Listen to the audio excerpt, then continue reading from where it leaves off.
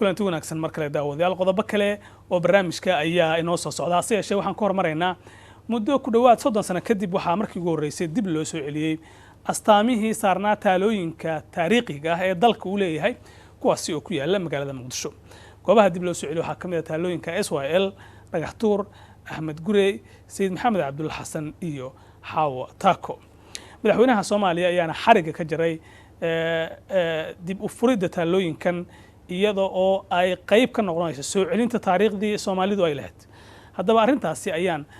faahfaahin ka raadinay waxaana stuudiyaha igula sugan Cabdiqaadir Nuur Xuseen Maax oo gudoomiyaha Akademiyadda Cilmiga Fanka iyo Suugaanta Cabdiqaadir oo ku soo dhaweynaya marka hore inta kadib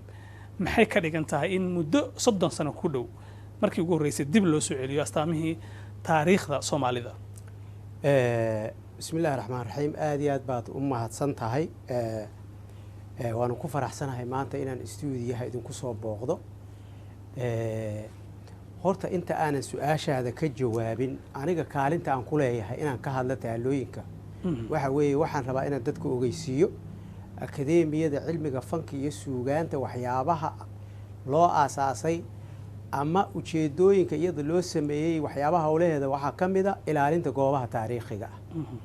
marka mar haddii goobihii taariikhiga ay taalooyinkii ka mid yihiin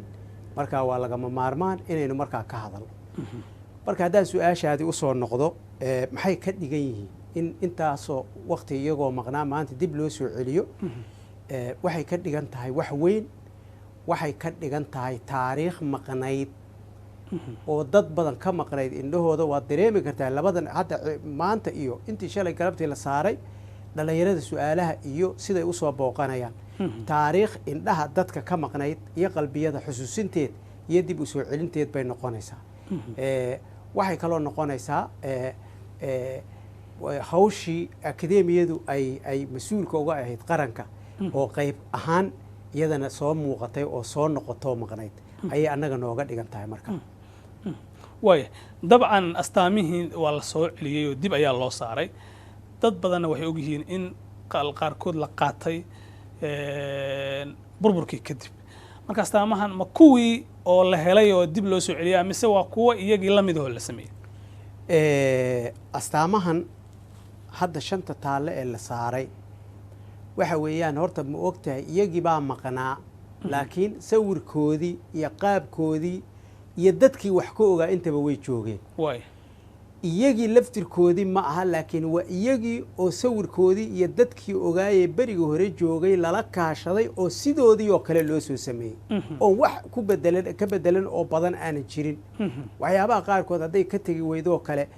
taallada markaad aragto Xaawo Taako sawirkeedoo kale markaad aragto يعني ميل قف دجال كجرا أما جوابين يا دجال واد أكتر ويحن شيرنت ويحن شيرنت بريجو هره مرة إلى هالك جيب ككركي سوي جوك تيتي ورا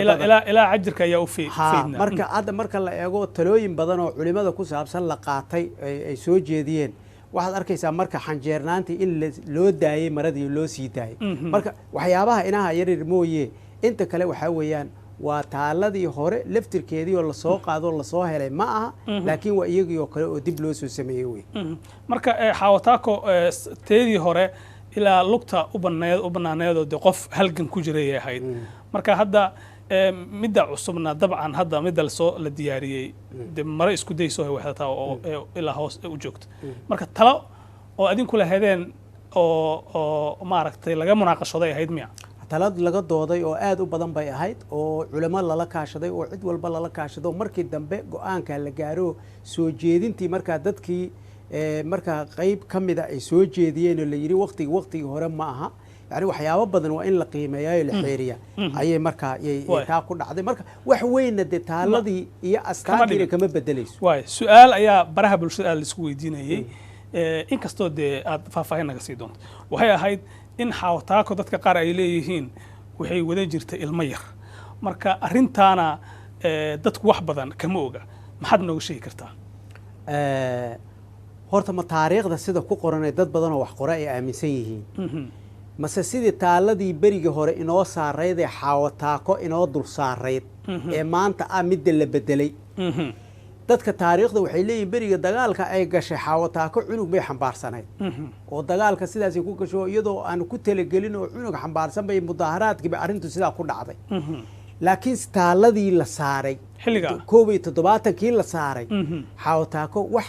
ilmaha oo ay sidatay ma jirin waayo fallaarta halkaa naaska hoostiisa kaga dhacday baa dhabarka ka baxday wax caruura oo ay sidatayna ma jirin baraha bulshadana waa la arki karaa iyadoo markaa taaladii oo saxa ku sawiran baa la arki karaa inaguna hadda waan tusaynaaho sawirka hore sida uu yahay marka kaliya xaaladda dagaalka iyo uun bay ahayd taalada caadiga ah ee la saaray ma lahayn ilmo yar ma aanaysan ma lahayn ilmo yar midda kale waxaa xusid mudan ilmaha yaree 100 shilin ee Soomaaliga ku sawirayn astaan haweenka Soomaaliyeed bay ahayd haweenka Soomaaliyeed xaawataaka astaan bay u ahayd dhinac waxay ku haysataa haweeneydaas xaawataaka lagu matalayay ku sawiran 100ka ama sawirada qaarkood meelaha qaarkood ku jirtaa cunug bay xambaarsan tahay gacan qori bay ku sidataa gacanna badeel iyo garweyn bay ku sidataa yacni waa kaalintii howlkarnimada lahayd ee haweenka Soomaaliyeed ay ku lahaayeen dagaalka way geli jireen beeraha way qodi jireen ilmahana way xanaaneyn jireen marka taaseed xaawataaka ma ahayn taa marka taalada kama turjumayn waa taalada waa sidan hadda la arkay waa sida hadda la arkay oo aad ka bedesheen kaliya ajirka yaraha faydan saad sheegteen way maxaa laga sameeyay haddaad wax nooga sheegi karto xaggeese lagu sameeyey Cabdiqaadir ogaanta wallaahi meesha lagu sameeyey dee anigu hadda ma hayo waxaa laga yaabaa meela dad baa horta wakiil nooga ahay soo sameeyey laakiin waa shay aan cuslayn sida dhagaxii aan u ahayn oo macdan ah ayaa laga sameeyey naxaas baa laga sameeyey macdana waad arkaysaa marka la qaadani wuu fudud yahay cimrigiisuna wuu dheeraanayaa qaab ahaanna waxaa weeyaan istaagiisa iyo muuqaalkiisana wuu qurux badan yahay waa wax la qaabeeyey wey si qurux badan loo qaabeeyey haddii taalooyinkii lasoo astaamahooda la soo celiyey maxay tahay waxa xiga ee akademiyadda looga baahan yahay annagu horta intaan taa u gelin waxaan rabaa taalada astaanta maxay u taagan dad badan baa waxay yidhaahdaan taalada marka la eego oo su'aalo badan iska weydiinayo maxay dadka qiimo u leedahay in taalo ama lacag badan la geliyo ama meel la saaro ama yacni saas oo kale waqti intaa oo kale la geliyo horta sidaynu ognahay halgankeennii inagu fiiri dawlad baynu haysanaa xornimaynu haysanaa calan baynu haysanaa magac Soomaali la yidhaahdaynu haysanaa xuduud iyo dal naloo aqoonsayaynu haysanaa qaramadii midoobay dawladaha ku jiraynu ka mid nahay intaa oo tilmaamood si aynu u helno Axmed Gurey dagaalkiisii baa taariikhda laga soo bilaabaya taariikhda qoran Axmed Gurey baa laga soo bilaabaya Axmed Gurey wuxuu u dagaalamay inay intaas oo kale helno sayidku wuxuu u dagaalamay inay intaas oo kale helno wuxuu Sheekh Xasan Barsan u dagaalamay intaas oo kale inay SYL waxay u dagaalameen u dhinteen intaas oo kale aynu helno marka waxa weeyaan dadka waxa ku sameeyay waxa soo dhan inaad hesho iyagu sabab u ahaa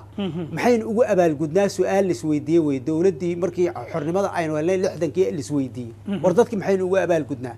dugsiya loogu magac daray waa sayidka dugsi baa la yiraahdaa xaawataaka dugsi baa la yiraahdaa Axmed Gurey dugsi baa la yiraahdaa 15 May waad aragtay dugsiya loogu magac daray kuma filaa la yiri haddana dugsiyo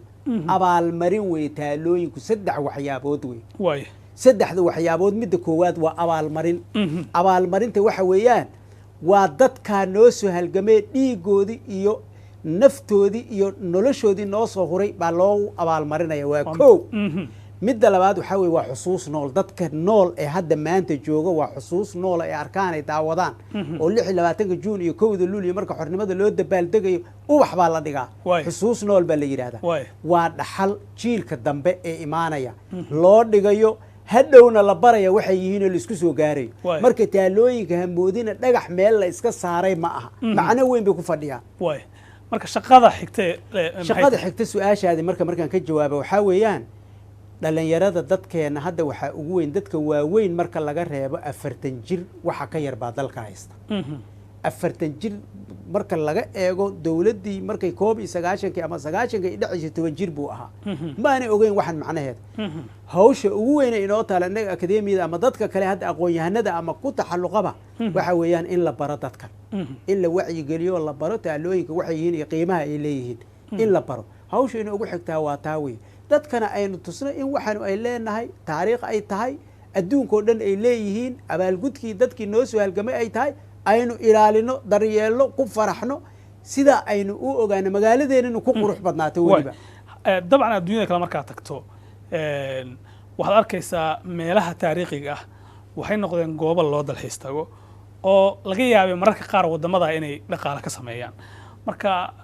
dhinaca dunida maxaad ay arrintan ka dhigantaad is leedahay dunida kale markaad eegto iyo arrintaa la xiriirta dalxiiska horta arrintaa waxaa laga yaabaa inay roolna ku yeelin kaalinta waayo taalooyinka dad badan baa hawl dad badan bay ka wada dhaxaysaa annaga marka akademiyada cilmiga fanka iyo suugaanta la eego xagga aqoonta iyo taariikhda ka fiirsa yaan u qaabilsanna waxaa laga yaabaa in arrintaa wasaaradda warfaafinta oo kale iyo dalxiiska inay soo gasho ayaa laga yaabaa laakiin annaga waxaan ku talagelaynaayo kale waxaa weeyaan taariikhdoodii baan rabnaa inaan qorno taalooyinka oo meesha taalooyinka ay ku dhisan yihiin marka lasoo booqdo dadka ajaanibta iyo dadka kale ay soo booqanayaan inay buugyare taariikhdiyo kooban ay ku qoran tahay laga helaa laga yaabaa marka buugyaraha baa af carabi iyo af ingiriis lagu turjumi doonaa marka meeshaad geey doontaan buugaag mid kasta ka turjumayso iyo meeshay ooli doonaa oo qof kasta oo tago uu heli doonaa nidaamkeediina dabcan in loo diyaariyo ay noqoto meel uuna iska samaysan aysan noqon ay noqoto meel nidaamsan oo dadku intay tagaan ay macluumaad iyo waa sidaa qorshahaas waa lagu tala jiraa waa sidaa cabdiqaadir nuur xuseen maax gudoomiyaha akademiyada cilmiga fanka iyo suugaanta ayuu kaasi ahaa oo barnaamijka dabagalka wararka igala qayb gelaya